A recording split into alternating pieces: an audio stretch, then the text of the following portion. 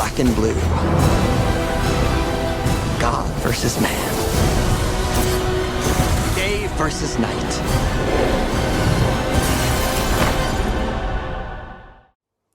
So I'm finally doing a review of a movie that was over a month since its release date. But there was a few people, one in particular, that I promised to make a video review out of it. What can I say? I always try to keep my promises. So here's my thoughts of Batman v Superman: Dawn of Justice, which is the second movie of the DC Extended Universe that's kickstarting it all. And it's the latest movie by director Zack Snyder, who did Watchmen, 300, the Dawn of the Dead remake, and also Sucker Punch, the most widely praised movie of his filmography. But it also stars the cast of Man of Steel, with Henry Cavill back as Superman, and Amy Adams, Lois Lane, Lawrence Fishburne as Perry White, and Martha Kent. Not Martha Kent. Yeah, Martha Kent's in the movie. No, Diane Keaton as Martha Kent. But we also got the newcomers, such as Ben Affleck as Bruce Wayne and Batman, Gal Gadot, I think I'm pronouncing that right, as Diana Prince and Wonder Woman, Jeremy Irons as Alfred, and Jesse Eisenberg as Lex Luthor. And the movie is pretty much essentially about Batman sees the Battle of Metropolis that was featured in the Man of Steel through his perspective.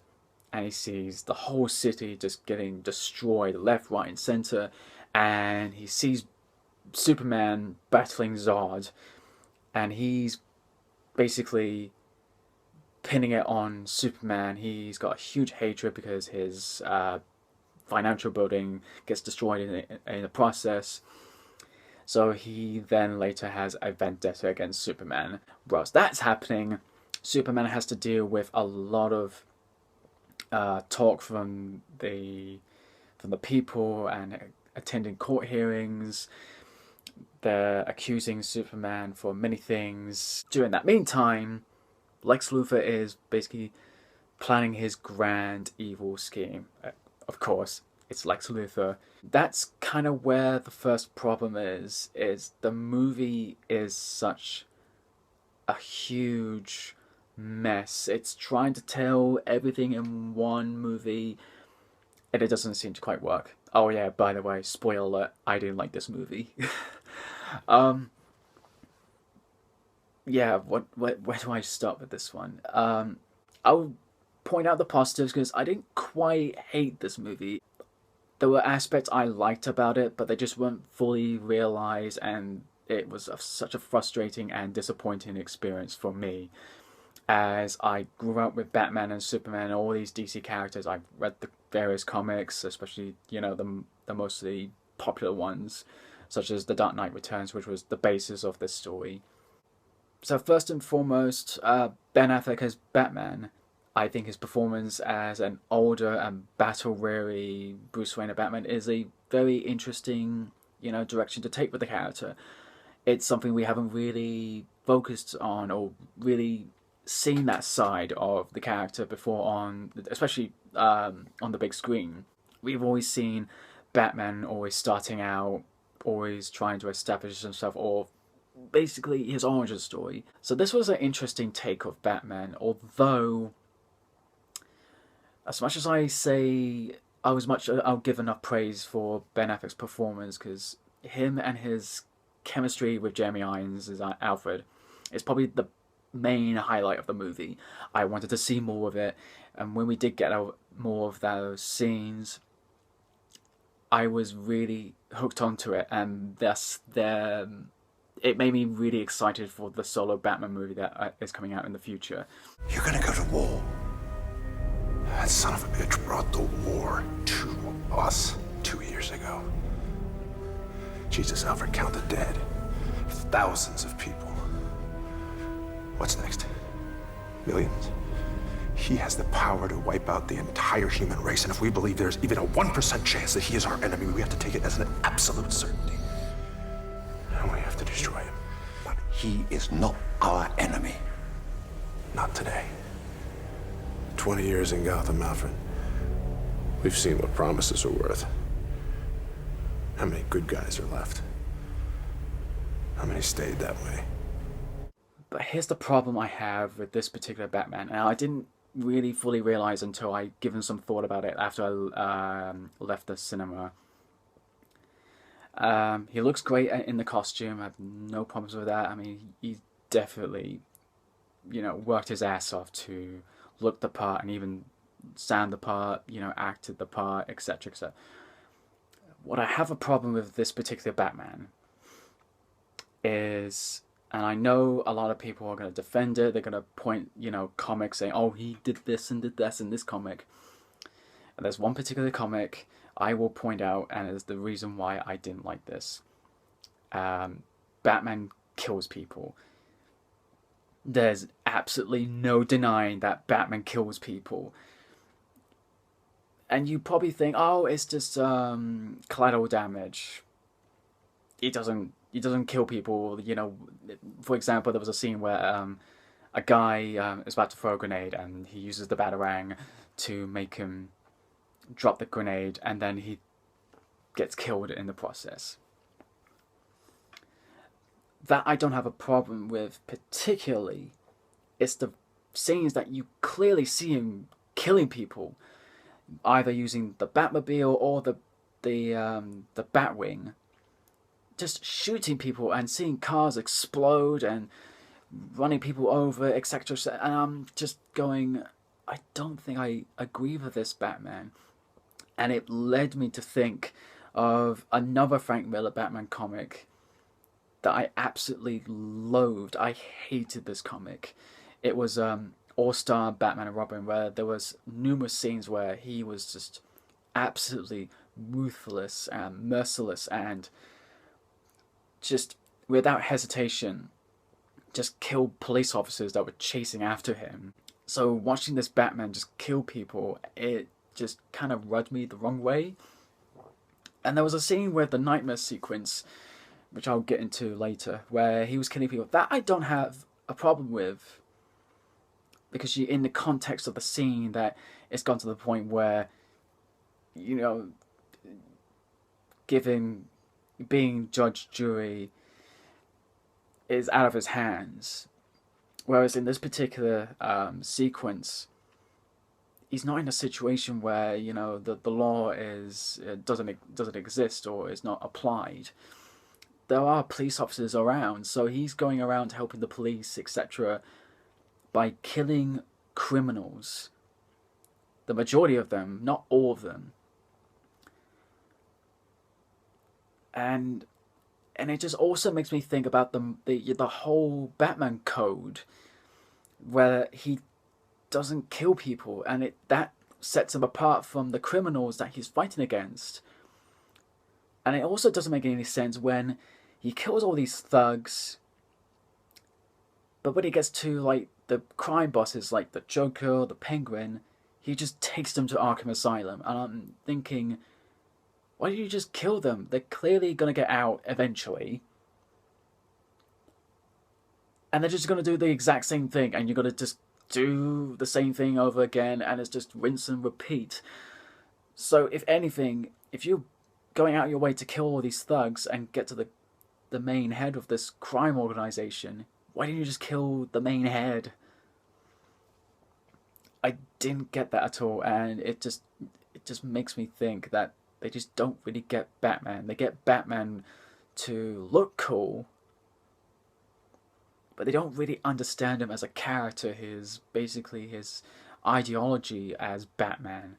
And there's numerous characters that have problems with, such as Superman. If you thought he was just dreary and moody and dull and in Man of Steel, man, you've seen nothing yet. This one just does not, smile at any point. I mean, he smiles in the scenes with Lois Lane, but most of the time he's just acting like he's conflicted, which is it's just boring. It really is boring. It dragged the movie, and it just made me roll my eyes every time he's just going like, Superman was never real.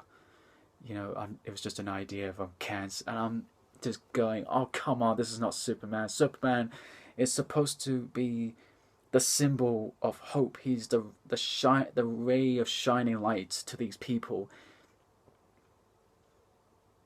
And he's just anything but that. And it makes me just so frustrated to see an actor like Henry Cavill, who can probably make the character charismatic if he was given that sort of material, but they don't. They just think like, oh, this is a realistic Superman. No, that's not Superman. I'm sorry, I am acting a little bit geeky, but I just hate when I see characters I grew up with and are just portrayed in such a poorly fashion. But that's nothing until we get to Jesse Eisenberg's Lex Luthor. Now, I've liked Jesse Eisenberg as an actor. His performance in The Social Network was fantastic. I mean, you saw that performance as Mark Zuckerberg, and you, for me at least, I saw like that's Lex Luthor. He can be sinister, he can be cold, he can be calculating. But when you watch him in this movie, you're just going, what am I watching? Seriously, what am I watching? And I understand what the filmmakers are trying to do. They're trying to make him, oh, he's really unhinged. He's really crazy. There's a thing called subtlety. Do you know what that meaning is? Apparently not. I know what you're. It's frustrating when they're trying to make this really serious and gritty and realistic tone of the movie, and then you just got Jesse Eisenberg's performance as Lex Luthor just going, well, yeah, well, you know, gods, they don't come from the ground, they come from the sky, and you're just going, this is really off tone. This doesn't go with it at all. So every time he just came on screen, he just absolutely killed whatever happened prior to that scene. Especially the scene with when Bruce Wayne and Clark Kent go at it with by saying, you know, Batman shouldn't do this, and then you go, oh, well, that's big of you to say about Superman in your own town, and then Jesse Eisenberg does, Boys, Bruce Wayne meets Clark Kent. I love it. I love bringing people together. How are we? and you're just like, oh, great, you know. I mean, the scene wasn't fantastic in it before, but if there was anything to kill that scene, you're it. God, I hate it. And his motivations don't make any goddamn sense.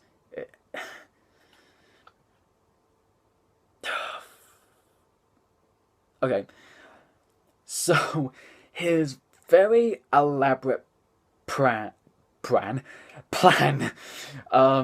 See, he's making me so frustrated that I can't even speak properly. So his plan is to get these two heroes fighting against each other. And now, you will fly to him, and you will battle him. To the death. Black and blue. Fight night. The greatest gladiator match in the history of the world. God versus man. Day versus night. Son of Krypton versus Bat of Gotham. But he does it in such a really convoluted way that you're just going, why are you doing this? And that is actually a good question. Why does he hate Superman? And he talks about his daddy issues he had, and then he talks about that gods can be evil, they can't be all good, etc., etc. But why particularly does he hate Superman? And you can't just say to me, that's Lex Luthor, he's always hated Superman. There was always a reason for his hatred against him. No matter what, whether you agreed with him or not, you somewhat got an idea of why he's got such a grudge against him.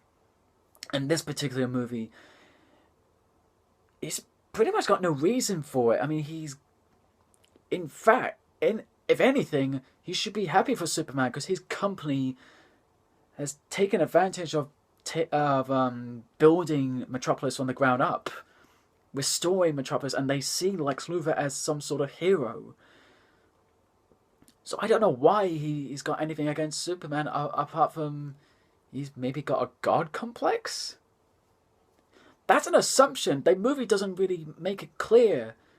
You're just assuming most of the time, so it's either non-existent or it's being incredibly vague, whether you just basically interpret it in any sort of fashion. The movie is not smart enough to do that. And then even he goes out his way to bomb a court hearing. But they know Superman wasn't the reason behind it. They find out that there was a bomb that blew up in the courthouse. But whilst he's doing that, he's creating a creature from Zod's body in the alien ship that he has asked various people to get in control of. So you see, he's going through such elaborate lengths to get what he wants and making it happen, whereas at the same time, Lois Lane is investigating a bullet that she was on one of her journalistic expeditions in Africa, and then basically comes to the conclusion that it's from LexCorp, but she gets kidnapped anyways.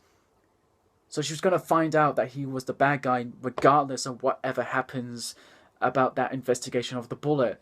So it completely renders her plotline, or basically her side plot, pointless. And there's loads of scenes that just go absolutely nowhere. Such as the 2 scenes that you could actually cut out and it would not affect the story whatsoever. The first one is that nightmare sequence I mentioned earlier. It is completely pointless. I mean, you don't need to explain to me why it's there. It's just set up for future movies. And that really bothered me. I get where the Omega Code is referencing Darkseid. I get where the planet Earth looks similar to the Darkseid's planet Apocalypse. You don't need to tell me about this. In fact, you could get rid of all those references, including the parademons in the movie, because this is all from what I can gather, is Bruce Wayne's nightmare. This is his nightmare scenario of if Superman were to use his powers for his own agenda. Basically, if he did turn evil, that's what will happen.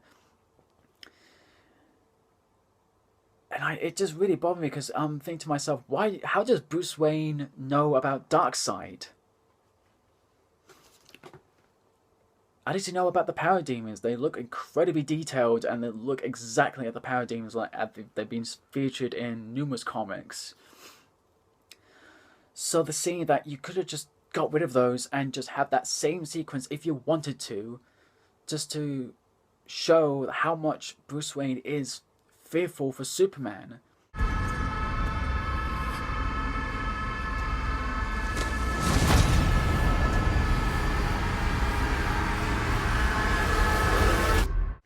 Even though I don't understand why he's angry with Superman, he's supposed to be the world's greatest detective. And then you have Superman, who's supposed to be incredibly smart. You should have had the two of them discuss to each other, that basically have a talk that, your powers can be used for evil. Like, you need to be kept in check. And then at the same time, you could have Superman talk about, well, you're killing people left, right, and center. You're really taking your vigilantism way too far. And it would be such an interesting scene to see Batman and Superman talking about the morals and the codes and the ideologies, and that's what makes the conflict between Batman and Superman so interesting in the first place. But they don't do anything like that. Instead, we just see Batman just wants to fight Superman because he says if there's a 1% chance that he could basically turn evil, we need to destroy him. You might as well just go and you know, do the same thing to Wonder Woman, or Aquaman, or The Flash, or Cyborg. Because what makes them any different to Superman? Just because he destroyed, not directly, but your financial building got destroyed in the process. Even though the people that worked in that building was dumb enough not to get out of the building when that was happening in the first place. This movie is so fucking stupid. It's really, really dumb. I completely forgot that. Gal Gadot is actually really good as Wonder Woman and Diana Prince. Again, like Ben Affleck, I have no qualms of her performance or how she portrayed Diana Prince. But she's completely pointless in the movie. She is not needed until the very climactic battle. She's just so wasted. Same with Amy Adams as Lois Lane. She's totally pointless. If you thought she was more pointless in Man of Steel, she's even more pointless now. And she gets saved 3 times by Superman. The same amount of times that Mila Kunis's character got saved in Jupiter Ascending. Warner Brothers, you have not learned anything. Oh yeah, losing track. The second scene that you could totally cut out and, again, not affect anything. Wonder Woman gets an email from Bruce Wayne. Because Bruce Wayne gets some LexCorp files, decrypts it, and finds out there's metahumans, including Wonder Woman herself. He forwards that email to her, and then he's basically messaged her basically saying, you know, I know who you are, but, you know, where do you come from? You know, why are you here, etc., etc. If she wanted to basically keep that photo, I mean, I'm guessing from what I can gather, she's been wanting to get that photo for whatever reasons that is pretty unclear. And it shows basically a photo of her with Chris Pine's Steve Trevor from the First World War, which is obviously setting up for the Wonder Woman coming out next year. But there's also video files of what they call the metahumans. And if you didn't know who they were, they're clearly labelled with their own logos.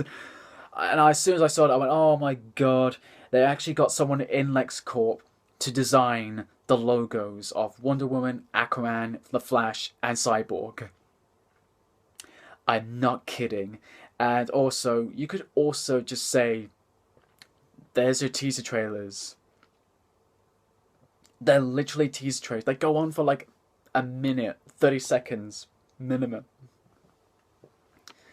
And even Jason Momoa's Aquaman looks a bit odd. He just comes out from the wrecked ship and he just stares like... And he looks like he's clearly like holding his breath. Oh god, that was where I was like, this movie just totally ruined it for it. And it puts the movie onto a complete and utter halt. It does not add anything. I mean, even at the end when Bruce Wayne and Diana Prince are talking about forming a Justice League, and they reference like, you know, we need to find the others. That would have been cool. If they didn't have that scene, that would have been cool. They just reference like, we need to find the metahumans that I've found or something. You could have just done something a little bit better there. But no, they're in the movie. And it's like, cool, cool to see The Flash and Aquaman and Cyborg, but we're not going to see them till next year. Hated that scene. I really, really loathed that scene. So Batman and Superman eventually fight, and how that happens, Lex Luthor kidnaps both Lois Lane and Martha Kent, but lets Lois Lane go, although essentially like, okay, let's do the one thing that you're really good at. Get saved by Superman. Uses Martha Kent to make Superman fight Batman, and if he doesn't do that, or he's late within the hour, they will kill Martha Kent. So it's not really a fight between morals.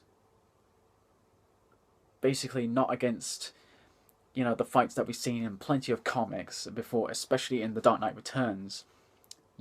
It's basically twisting Superman's arm to fight, and while Batman having his Donald Trump anger tantrum against Superman. It's just weak. It's absolutely weak. I mean, the fight is cool, but that's not why we want to see them fight. It does not make it any more interesting than it should have been. And also, we're coming to the really stupid scene where just before Batman uses the kryptonite spear that he crafted during the montage that we get to see, Superman shouts out... Basically, he shouts out, "You're killing Martha!" And Batman just goes, "What did you just say?" And he starts having flashbacks of his parents' death, which was featured in early on in the movie, which I kind of rolled my eyes a little bit. But I was like, if you need to tell the origin story again about Bruce Wayne's parents' death, obligatory checklist. And they start starting it, and it's basically using that trivia that basically, Bruce Wayne's mother's name, Superman's adopted mother's name are called Martha, therefore they're just the best of buddies. It made me really sigh with... I didn't make it subtle when I was sitting there. I was just like going... I literally did that in the cinema. So then that happens, they resolve their angers, Bruce Wayne puts his anger aside and realizes that Lex Luthor's the one behind it. Well, no shit. Goes and saves Martha, and Superman encounters Lex Luthor, finds out that Lex Luthor has been creating Doomsday. Yeah, I mean, there was no surprise because it was featured in the second trailer.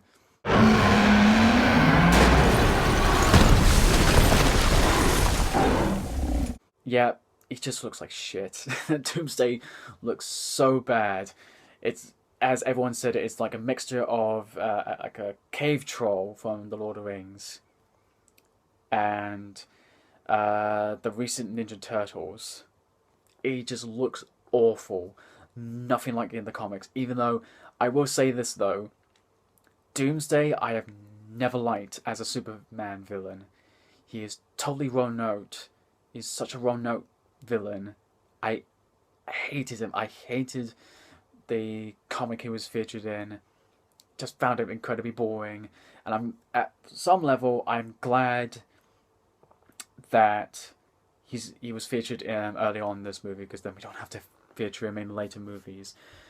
But here comes the other problem. I mean, we get the fight between Superman and Doomsday, which is funny enough. There's a part where Doomsday lands on an island, and then they cut to the like a war room with a bunch of army soldiers and generals and etc. They say like, he's landed on Stryker's Island, and some guy in the background just goes, "It's uninhabited." Because we don't want to repeat the problem that happened in Man of Steel, where loads of people got absolutely killed. And they do it twice. It's like when Wonder Woman shows up. Oh yeah, Wonder Woman shows up, and it is actually pretty cool when her theme tune kicks in. I thought, at least. And even Wonder Woman is even questioning like, "Why did you bring him back here?"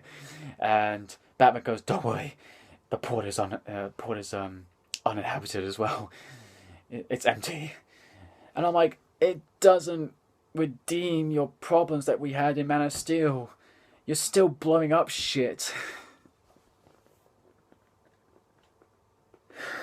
And when Superman comes back, I mean, they nuke him. They nuke both Doomsday and Superman, and you see the Superman that's all nearly turned into an anorexic person. Then with the sunlight, he goes back to his very natural form.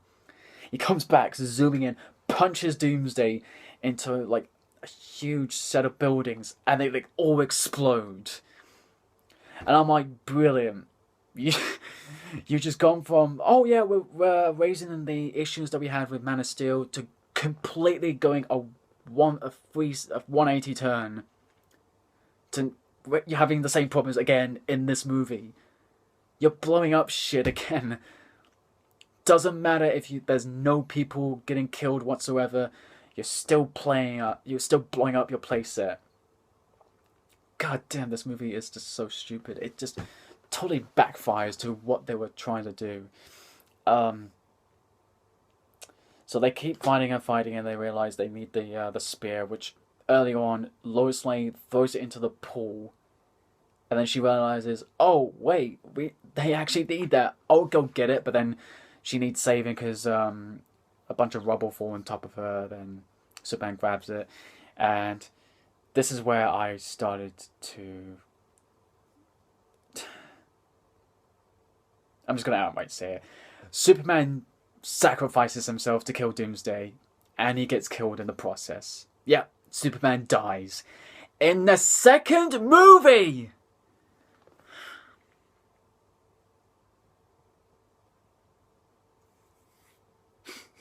And that was where I literally said to myself, I'm done. You killed Superman this early on, and when the Death of Superman comic happened, you had decades worth of Superman comics to fall back onto. This particular one, you had 2 movies. You killed him in your second movie. You didn't wait till maybe the end of the Justice League 2-part series. You didn't wait maybe a second or third Superman solo movie to happen. No, you just got greedy. You probably sat around in the room and said, okay, we got The Dark Knight Returns to use as a basis of the story, but which popular comic can we use in our movie? And then you just went, oh, okay, if you're using a popular Batman story, why not a popular Superman story? Mix them together, and you don't earn it. You really don't earn that storyline. In fact, when it happened, I felt absolutely nothing, because we barely had any investment on the character. He was totally sidelined in his movie. You had Man of Steel, you had the whole movie dedicated to him. But apart from that, because you're trying to tell so many stories in this one particular movie, you don't really have enough time to get emotionally invested into this particular character and this particular Superman. And when he sacrifices himself, you're just kind of like, oh, okay.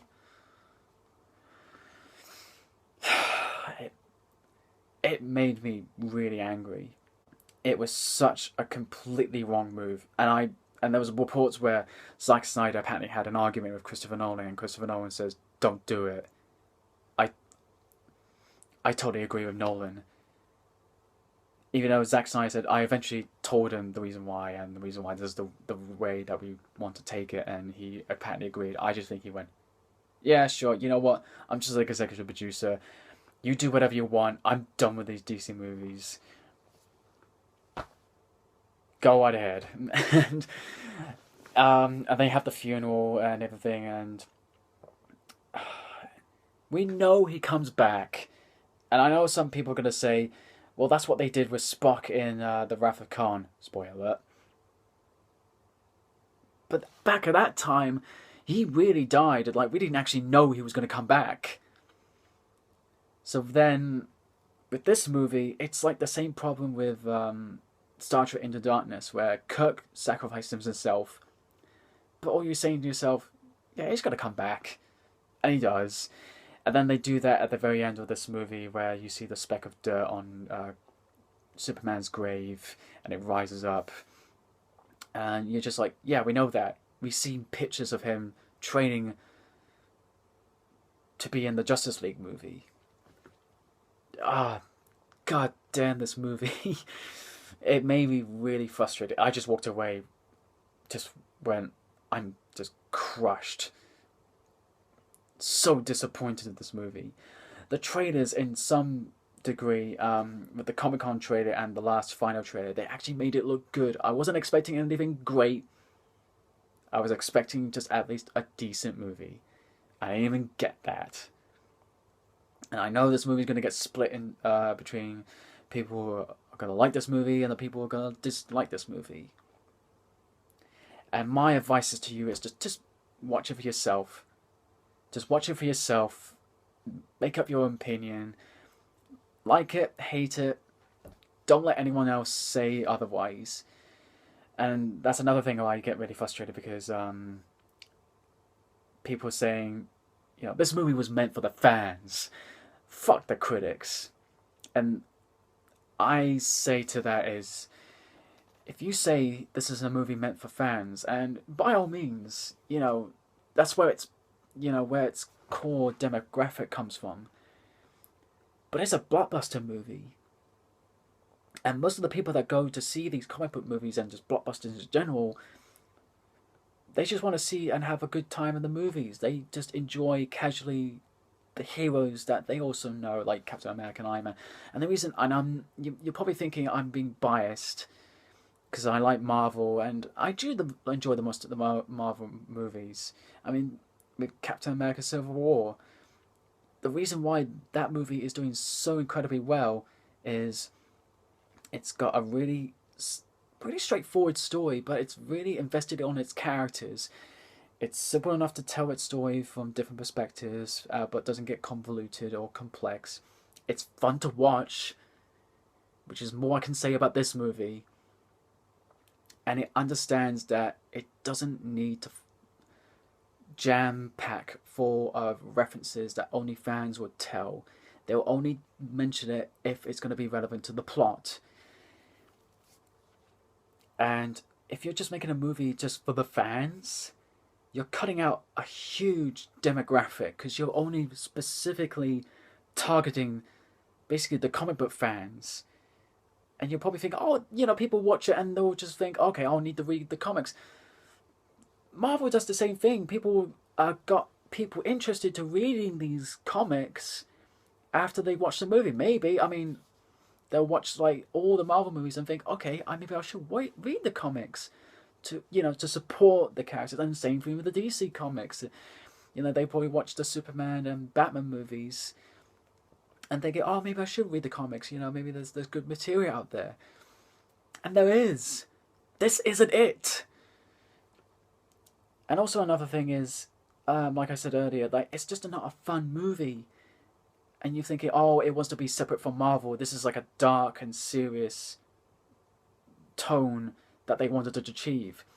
And I'm thinking, that's fine. But I was okay with when Zack Snyder was doing a Watchmen, because, you know, the comic of Watchmen was very heavy-handed on its themes and subject matter. This is a movie about a guy dressed up in a bat suit and a guy with a giant S on his symbol.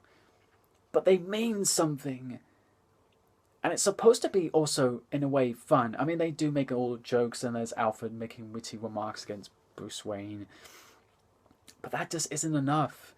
It needs to realise it's a blockbuster movie. It needs to be fun. That's why they're called blockbusters, for a summer tentpole movie. If you're just basically just making it dark and gritty, you're not making it really fun for anyone younger than 13-year-olds. In fact, I don't even know if people at the age of 13 and older would particularly enjoy this. I mean, it was the same thing when Christopher Nolan did the Dark Knight trilogy, but I actually found that more entertaining to watch than this movie. The whole time I was just like, this is so dreary and dark and murky, and it just wasn't fun for the most part. So yeah, I'm rambling on. Yeah, I can't recommend this movie, but the only thing I can say is just watch it for yourself. Yeah, I really wanted to like this movie. Trust me, I really, really wanted to like this movie, but this disappointed me on every single level possible. So if I would give it a rating, I would probably give it a 2 out of 5. I can't even go even higher than that. I probably wouldn't go anything lower. There were some bits and pieces that I liked, like some of the performances, like specifically Ben Affleck and Gal Gadot as their respective roles. And there was some imagery I quite liked. There was bits I admired, and some of the fight scenes were very, very creative. I mean, it's the most brutal Batman that we've seen to date, but everything else just fell flat. It just didn't work for me. So that's my opinion of Batman v Superman. I really hope the Suicide Squad movie works, because this DC Extended Universe really does need it to work in order to progress further. Even though we got Wonder Woman and the Justice League Part 1 coming out next year. But who knows? Maybe it may get better, but only time will tell. So yeah, that's all I have, and I'll see you guys later. Take care.